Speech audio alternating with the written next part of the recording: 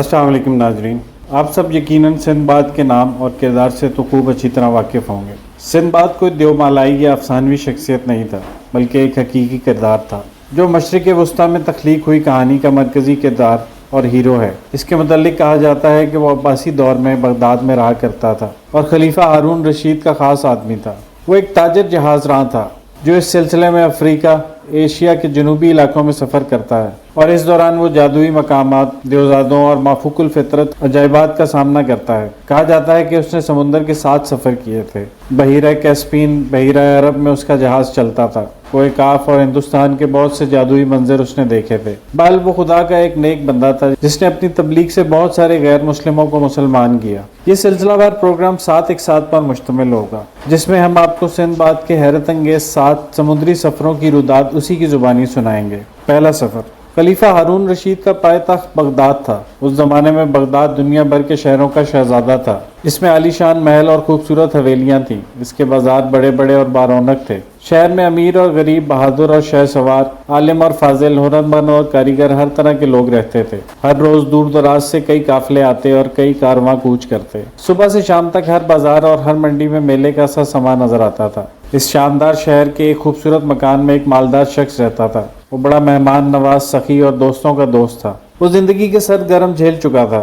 گرمی کے موسم میں ایک دن وہ اپنے دوستوں کے ساتھ اپنے باغ میں بیٹھا باتیں کر رہا تھا کہ میدان مارنے، سخت مشکلات کو سر کرنے اور مہم جیتنے کی بات چل نکلی۔ کہنے لگا، دوستو، میں اللہ کا شکر ادا کرتا ہوں کہ اس نے مجھے ہر طرح کے مال و متاع سے نوازا ہے، لیکن میں آپ دوستوں کو بتانا چاہتا ہوں کہ ایک زمانہ تھا کہ میں بھی غریب اور نادار تھا۔ میری زندگی خوشیوں سے خالی تھی۔ یہ اس زمانے کی بات ہے جب میں نے جوانی کی منزل میں قدم رکھا تھا۔ میرے پاس نہ کوئی روزگار تھا، وقت مشکل سے گزرتا تھا۔ ایک دن جب کہ میں بہت تنگ دست تھا، میں نے ارادہ کر لیا کہ مجھے شیخ چلی کی طرح خواب نہیں دیکھنے چاہیے، مجھے کچھ کرنا چاہیے۔ ہاتھ پر ہاتھ رکھ کر بیٹھنے سے کچھ حاصل نہیں ہوگا۔ چنانچہ میں نے اپنا مکان اور گھر کا سارا سامان بیچ دیا۔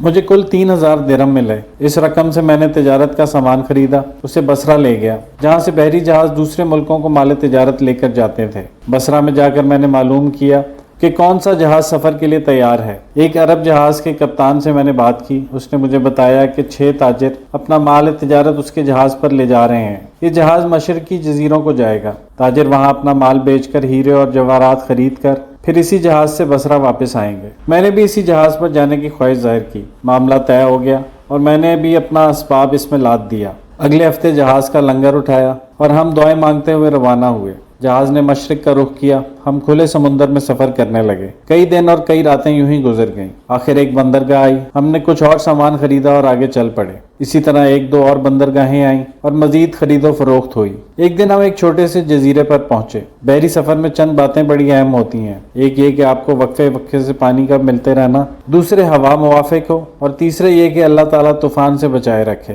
جہاز کے کپتان نے کہا، حیرت ہے، یہ جزیرہ میں نے پہلے کبھی نہیں دیکھا۔ یہ چھوٹی چھوٹی گھاس پھوس بتاتی ہے کہ یہاں تازہ پانی بھی ہوگا۔ چنانچہ وہ جہاز کو ساحل کے قریب لے گیا۔ ہم میں سے کئی آدمی برتن لے کر اترے کہ پانی تلاش کریں۔ کچھ محض سیر کے لیے اترے۔ انہی کے ساتھ میں بھی کنارے پر گیا۔ سوچا کہ ذرا آگے جا کے جزیرے کی زمین دیکھ لوں۔ ٹہلتا ٹہلتا اپنے ساتھیوں سے کچھ دور چلا گیا۔ کچھ ملاح کھانا پکانے کے لیے ساحل پر آئے، گھاس پھوس جمع کرنے کے لیے آگ جلائی۔ اچانک اس وقت 2 عجیب و غریب باتیں ہوئیں۔ اول یہ کہ جزیرہ ہلنے لگا۔ مسافر حیران و پریشان ہو گئے۔ کپتان تجربے کار آدمی تھا، فوراً چلایا، جلدی سے جہاز پر سوار ہو جاؤ۔ یہ جزیرہ نہیں، یہ تو حوت مچھلی ہے جو برسوں سے پانی کی سطح پر سو رہی تھی۔ تم نے جو آگ جلائی ہے اس کی تپش سے جاگ اٹھی ہے۔ جلدی کرو، جلدی کرو۔ جو لوگ جہاز کے بالکل قریب ہی کنارے پر تھے وہ دوڑ کر اس میں سوار ہو گئے۔ میں لوگوں سے دور تھا، مجھے زیادہ فاصلہ طے کرنا تھا۔ میں سرپٹ دوڑا، لیکن جزیرہ جو پہلے صرف ہلا تھا اب پانی کے اندر گھسے جا رہا تھا۔ ٹھیک اسی وقت آندھی آئی، اس نے جہاز کو دور لے جا پھینکا۔ پھر مجھے نہیں معلوم مجھ پر کیا گزری۔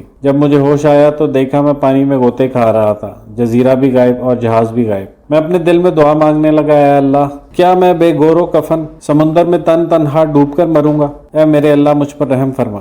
اللہ تعالیٰ بڑا رحیم و کریم ہے۔ ادھر میں نے دعا مانگی، ادھر پانی کی ایک لہر ایک بڑے برتن کو میرے قریب لے آئی۔ میں نے فوراً اسے پکڑ لیا۔ جان بچانے کا سہارا مل گیا، لیکن آزمائشیں ابھی باقی تھیں۔ سمندر کی لہریں مجھے اور میرے برتن کو پٹک پٹک کر ادھر سے ادھر اور ادھر سے ادھر لے جاتی تھیں۔ زندگی اور موت کی آپس میں زبردست کشمکش جاری تھی۔ اسی حال میں رات گزر گئی، دن بیت گیا۔ پھر دوسری رات اور دوسرا دن گزر گیا۔ مایوسی بڑھتی جا رہی تھی، حوصلے پست ہوتے جا رہے تھے، انگلیاں سن اور بازو شل ہو گئے تھے۔ مجھے ڈر کھائے جا رہا تھا کہ کہیں برتن ہاتھوں سے نہ نکل جائے۔ جب بھی مجھے ہوش آتا تو میں گڑ گڑا کر دعا ضرور مانگتا۔ ہوا کے تھپیڑے مجھے ساحل کی طرف لے گئے، لیکن میں خود اس بات سے بے خبر تھا۔ دراصل میرے جسم میں طاقت نام کو نہیں تھی، بار بار غشی کے دورے پڑ رہے تھے۔ ایک بار ہوش آیا تو دیکھا ایک درخت کے نیچے پڑا ہوں، پھر غشی کا دورہ پڑا۔ ایسی حالت میں کس کو دن اور وقت یاد رہ سکتا ہے، لیکن اندازے سے کہہ رہا ہوں کہ 2 دن اسی حال میں پڑا رہا۔ بزرگ کہتے ہیں کہ اللہ جو کرتا ہے اس میں بندے کی بہتری ہوتی ہے۔ اسی طرح پڑے رہنے سے میری تھکن اور کوفت قدرے کم ہو گئی۔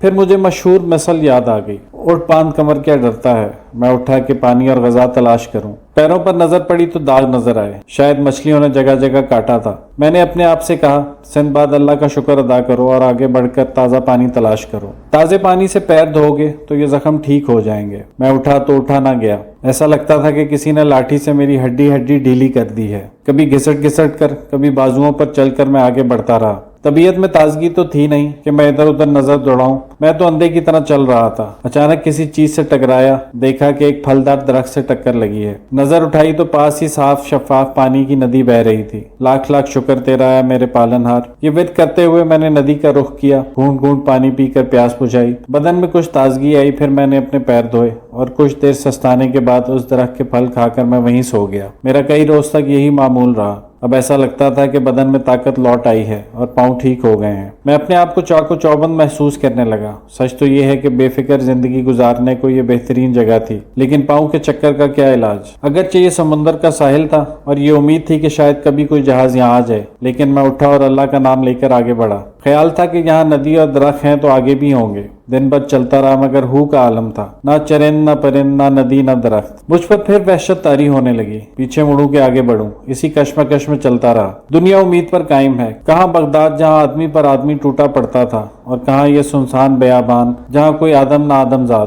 میں سہما سہما چپ کے چلا جا رہا تھا، سوچوں میں گم نظریں اپنے پیروں پر گری ہوئی کہ اچانک ہنہنانے کی آواز سنائی دی۔ سر اٹھا کر جو دیکھا تو ایک گھوڑا نظر آیا۔ یا الہی، اس ویرانے میں گھوڑا بھی اس قدر خوبصورت! کیا سچ مچ کا گھوڑا ہے یا چھلاوا؟ اگر سچ مچ کا گھوڑا ہے تو یہاں کیسے آیا؟ کیا کھاتا ہے؟ کہاں رہتا ہے؟ میں سوچ ہی رہا تھا کہ ایک طرف سے گرجدار آواز آئی، خبردار، گھوڑے کو ہاتھ نہ لگانا ورنہ تیر تمہارے سینے کے پار نکل جائے گا۔ ایک آدمی بھاگتا ہوا میری طرف آیا، میں اسے دیکھ کر خوش بھی ہوا اور ڈرا بھی۔ میں نے کہا، بھائی معاف رکھنا، میں تو ایک مسافر ہوں۔ گھوڑے کو فقط ایک نظر دیکھا ہے۔ کیا نام ہے جناب والا کا؟ اس نے للکار کر کہا، کون ہو تم اور یہاں کیوں آئے ہو؟ میں نے کہا، اللہ تعالیٰ کے رحم و کرم سے میں سمندر میں ڈوبنے سے بچ کر ساحل پر آ گیا۔ پھر میں نے اپنی آپ بیتی اس کو سنائی تو اسے اعتبار آیا، میرا ہاتھ پکڑ کر ایک غار میں لے گیا، مجھے پانی پلایا اور پھر کھانے کے دسترخوان پر بٹھایا۔ اس نے کہا، واقعی اللہ نے آپ پر بڑا کرم کیا ہے۔ ہم آپس میں باتیں کرنے لگے۔ باتوں کے دوران اس نے مجھے بتایا کہ ہر سال بادشاہ سلامت ایک ہفتے کے لیے اس جزیرے پر اپنے بہترین گھوڑوں کو بیچتے ہیں۔ اس جگہ کی ہوا گھوڑوں کے لیے بہت عمدہ ہے،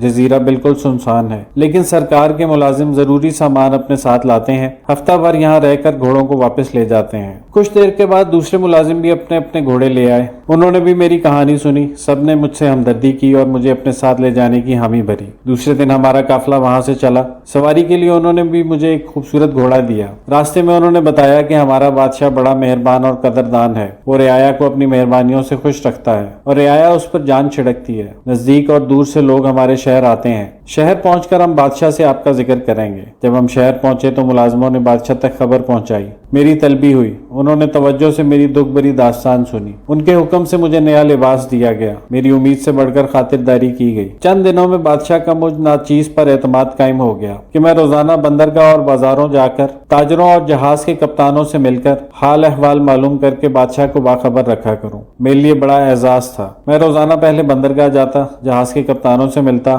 ملاحوں سے باتیں کرتا اور پھر بازاروں میں تاجروں کا حال احوال معلوم کرتا۔ شام کو دربار میں بادشاہ کے سامنے اپنی کارگزاری پیش کرتا۔ ایک دن بندرگاہ پر ایک بڑا جہاز لنگر انداز ہوا، حسب معمول میں وہاں گیا۔ جہاز پر سوار تاجر مال اسباب بیچنے کے لیے باہر لائے۔ جہاز کے کپتان سے میری ملاقات ہو گئی۔ میں نے اس سے پوچھا، کیا تمام مال فروخت کرنے کے لیے نکال لیا گیا ہے یا کچھ باقی ہے؟ کپتان نے کہا، اور تو سب مال بازار چلا گیا ہے، چند صندوق باقی ہیں، یہ ایک نوجوان کے ہیں جس نے ہمارے ساتھ سفر کا آغاز کیا تھا لیکن ایک حادثے کا شکار ہو گیا، خیال ہے کہ وہ ڈوب گیا ہے۔ میں سوچتا ہوں کہ اس کا اسباب بیچ کر رقم بغداد لے جاؤں اور اس کے وارثوں کو کو دے دوں۔ میں نے غور سے دیکھا تو اسے پہچان لیا۔ میں نے پوچھا اس کا نام کیا تھا؟ کپتان نے کہا اس کا نام سندباد تھا۔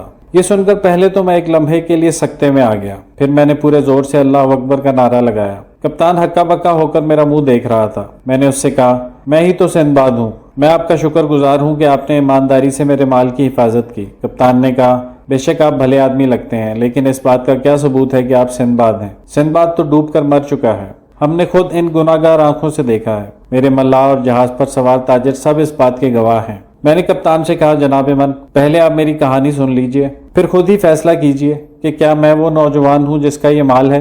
میں نے بصرہ سے لے کر اس ہلنے والے جزیرے تک کے تمام حالات بیان کیے، یہاں تک کہ اسے وہ تمام باتیں یاد آ گئیں۔ کپتان نے کہا اس دنیا کے رنگ نیارے ہیں، وہ بڑا مہربان اور رحیم ہے۔ ہمیں اس بات پر یقین تھا کہ آپ ڈوب کر مر چکے ہیں، اور آج آپ کی باتیں سن کر ہمارا اللہ پر یقین اور مضبوط ہو گیا ہے۔ اس نے مجھے میرا مال دے دیا، میں نے اسے بیچا اور بادشاہ کے لیے ایک عمدہ تحفہ خریدا اور اسے اٹھوا کر دربار میں لے گیا۔ بادشاہ دیکھ کر حیران رہ گیا۔ میں نے کپتان کی ایمانداری کا قصہ سنایا، اس نے میرا تحفہ قبول کیا اور اس سے بڑھ چڑھ کر مجھے تحفہ دیا۔ جب میرا جہاز بغداد روانہ ہونے لگا تو میں اس مہربان بادشاہ کے پاس گیا اور اسے بتایا کہ آپ جیسے مہربان بادشاہ اور اس خوبصورت ملک سے جانے کو میرا دل تو نہیں کر رہا، لیکن وطن کی محبت سے میں مجبور ہوں اور آپ سے اجازت چاہتا ہوں۔ بادشاہ نے اجازت دی اور ساتھ ہی سونا چاندی، ہیرے جواہرات، قیمتی لباس اور کئی انمول چیزیں تحفے کے طور پر مجھے عطا کی۔ آخر جہاز روانہ ہوا۔ طویل مسافت کے بعد ہم بغداد پہنچے۔ دوست احباب، عزیز و اقارب سے مل کر بڑی خوشی ہوئی۔